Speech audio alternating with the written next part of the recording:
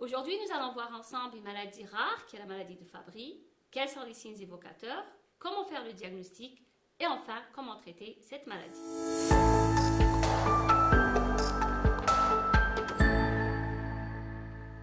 Professeur Hind Arzour Belhamine, néphrologue au service de néphrologie dialyse transplantation CHU Mustapha d'Alger.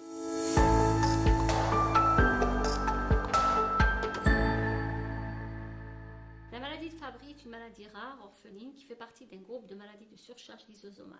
En termes de fréquence, elle est seconde après la maladie de Gaucher. Elle est due à un déficit enzymatique qui est l'alpha-galactosidase A, qui est en temps normal responsable de la dégradation d'un substrat, qui est le GB3, qui sera accumulé au niveau de toutes les cellules de l'organisme, qui fait d'elle une véritable maladie vasculaire multisystémique. Le mode de transmission est lié à l'X, c'est-à-dire que c'est la maman qui est porteuse du chromosome X malade, qui va le transmettre à 50% de ses descendants, garçons et filles, alors que l'homme hémizygote va transmettre son seul chromosome X malade à toutes ses filles sans qu'aucun garçon ne soit atteint.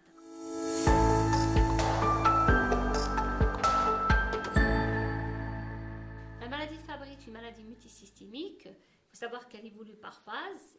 Dans les symptômes commencent très tôt dès l'enfance, marqués essentiellement par ces acroparesthésies, c'est des sensations de picotement, de brûlure ressenties au niveau des extrémités. L'examen clinique, on peut retrouver des taches assez spécifiques qu'on appelle les angiokératomes, c'est des taches rosées lenticulaires qui épousent souvent une topographie assez particulière en calçant, indolores, ne s'effacent pas la vitropression mais qui ne constituent pas un motif de consultation. Des troubles, notamment rénaux, on peut trouver des anomalies au niveau de la bandelette urinaire, c'est-à-dire une protéinurie, une insuffisance rénale inexpliquée par la perturbation du bilan rénal, des troubles cardiaques, une anomalie à l'ECG, troubles du rythme, troubles de la conduction. On peut trouver cette fameuse cardiomyopathie hypertrophique sans HTA, c'est-à-dire mis sur le compte d'une cardiomyopathie hypertrophique indéterminée.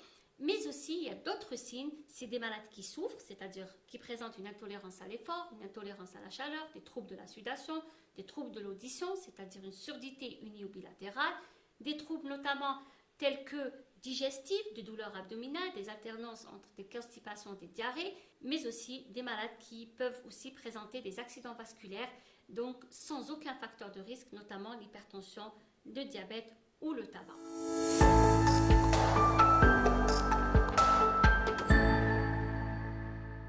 Nous devons procéder à l'interrogatoire minutieux du patient, c'est-à-dire rechercher des cas similaires, par exemple d'insuffisance rénale au sein de la famille, un cousin qui est déjà en dialyse, transplanté rénal, quelqu'un qui est suivi pour une cardiomyopathie hypertrophique sans aucune étiologie. Il faut savoir rechercher des signes d'appel tels que les troubles de la sudation, rechercher ces angiokératomes qui pourraient quand même faire évoquer cette maladie. Mais c'est sûr que le diagnostic de certitude faudra passer par le dosage enzymatique, c'est-à-dire de cette enzyme déficitaire, la alpha-galactosidase A, et confirmé par un diagnostic moléculaire à la recherche de la mutation génétique de la maladie de Fabry.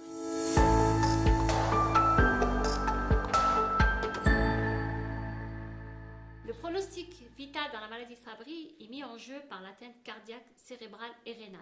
En l'absence de prise en charge précoce, l'évolution vers l'insuffisance rénale reste inévitable. Le traitement a comme objectif d'améliorer bien sûr la qualité de vie du patient, ralentir et éviter l'atteinte des différents organes. En ce qui concerne le traitement, nous avons deux volets. Le traitement non spécifique, c'est les antalgiques pour traiter ces acroparesthésies, traiter toutes les autres anomalies, notamment cardiaques, et surtout réduire la protéinurie et éviter l'insuffisance rénale en prescrivant les bloqueurs du système rénine-angiotensine. En ce qui concerne le traitement spécifique, c'est l'enzymothérapie de substitution. C'est des perfusions que reçoit le malade au milieu hospitalier toutes les 2 semaines. C'est un traitement à vie. Nous avons actuellement en Algérie des patients atteints de la maladie de Fabry qui reçoivent ce traitement spécifique d'enzymothérapie.